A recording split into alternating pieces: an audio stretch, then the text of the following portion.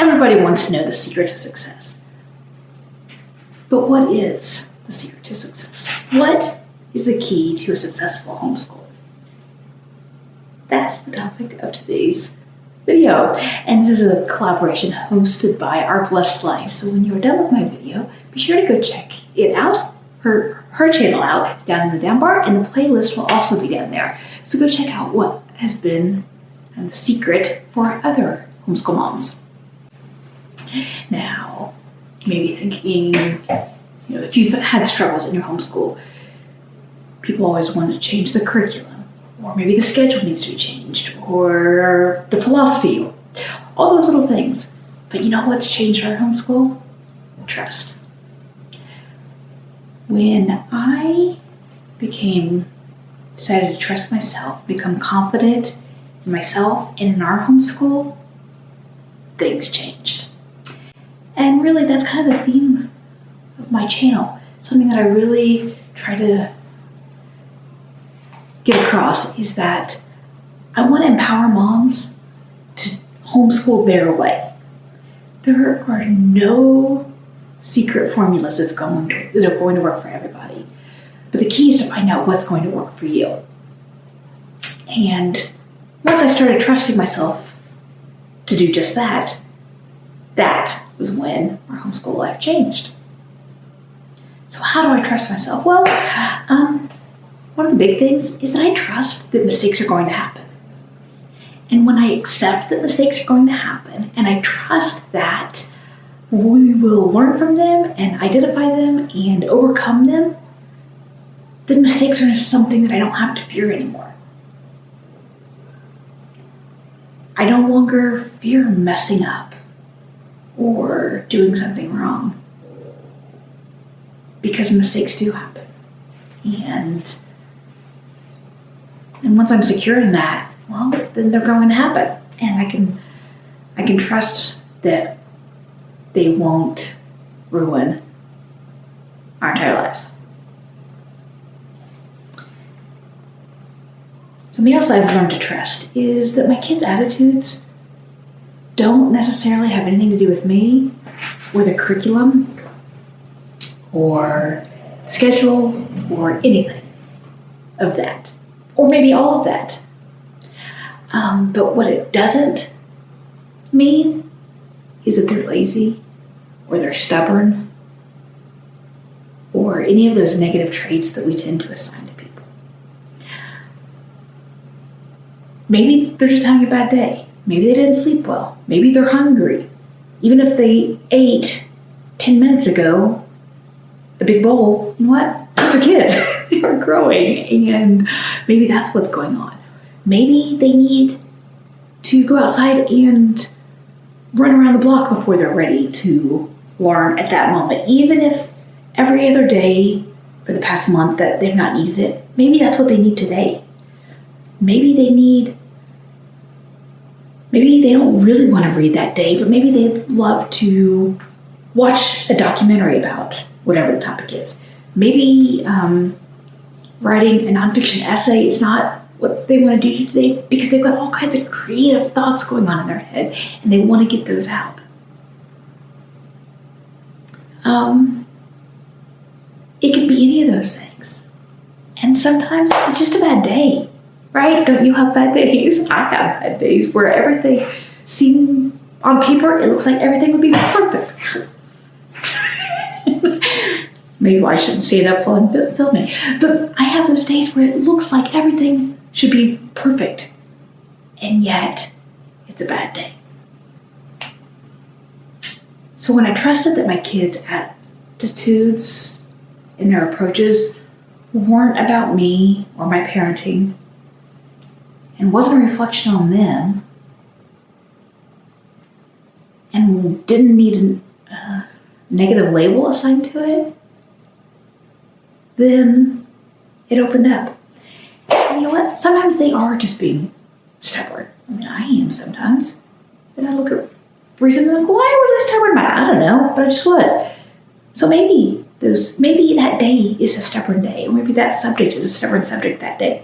But that doesn't mean that they are, and then I need to view them negatively. when I learned to trust, I also learned that I could choose the right curriculum and the right schedules, and I didn't have to go by what a book says or what an expert says or what my friend is doing.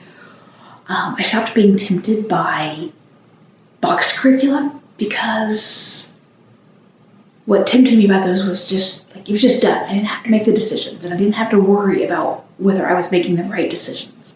Now I just trust that I am. And I trust that if I am not, again, it goes back to the mistakes. If I don't choose the right curriculum or we need to adjust some schedule, all I have to do is change it. It really is as simple as that. And so I'm not feeling like I need someone else to help me make those decisions because I can. Now, sometimes I do because, especially with high school, like this is a new territory for me. So I want to make sure that I choose good curriculum. So I might search out opinions, and I do search out opinions, but I don't do it in a way that, like, I feel like that has to be the one I do because I can't choose, that I'm not good enough to choose them. I'm 11 years into this. I can choose curriculum. I can set our schedules. I trusted that my kids' different levels will all work out in the end. And when I trusted that I felt secure seeking out the different ways to meet their needs. My kids, all three of them, in different subjects, work above, at, and slightly below grade level. It is what it is. But once I just accepted that that's true and that they can learn in different ways, and it's going to be okay. I have one kid who is not much of a reader, and that has presented its own challenges. But once I accepted that and trusted that it's going to be okay, then I was open to things like audiobooks. When I have one kid who's a voracious reader, but really just loves to learn from watching things.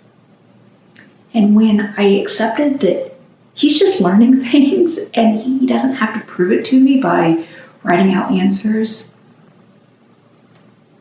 or drawing a picture of what he learned or narrating to me what he learned, any of that, then I met his needs. And I met his needs for learning. And what else has changed since I learned to trust more? We laugh a whole lot more.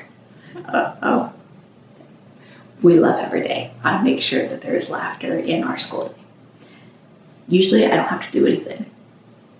But when there's not, I make it happen. I trust that a bad day doesn't mean that I'm necessarily doing anything wrong, and that we can have those bad days and we can recoup from them. I've got a video. I'm pretty sure I've got one about how to reset a bad school day. I know I have a blog post. I'll link it down there if I don't have a video, but go check that out. I know that it's just, some days are just going to be bad, and we can reset and it's going to be okay. I trust that treats or random fun things that I put in our day isn't going to set us up for like feeling like we always have to do that. And so it's okay to do it sometimes. Like I felt for a while that those need to happen outside of school because school is serious. School is serious, but so is play and laughter. Those are really serious things to me. Those are hugely important in my life. I seek out more alternatives. I don't feel like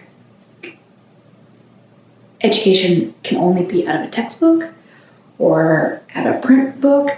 I'm not afraid to use technology. When we started 11 years ago, obviously technology was very different than it is now, but even now there's still so much things about, should have a Waldorf style that doesn't have any technology, or Charlotte Mason, be outside all the time, whatever. Those are awesome, and we incorporate all kinds of different ways. And I trust that all those different ways is what works best for us. I'm less hard-nosed about things because I don't feel like I have to be. Now, part of that is ages. As my kids have gotten older, I don't always have to have such tight controls when I had a couple, toddler and a preschooler and a young elementary kid. So there is that. But also, I'm just more relaxed about it. I shared in a video once, try to link that as well, about kind of a rough day in our homeschool, or a low point in our homeschool, I think is what it's called, and what I learned from it. And that came about because I was so hard-nosed and putting so much pressure on myself to be something that I wasn't. And to take an approach to things that I've since relaxed about.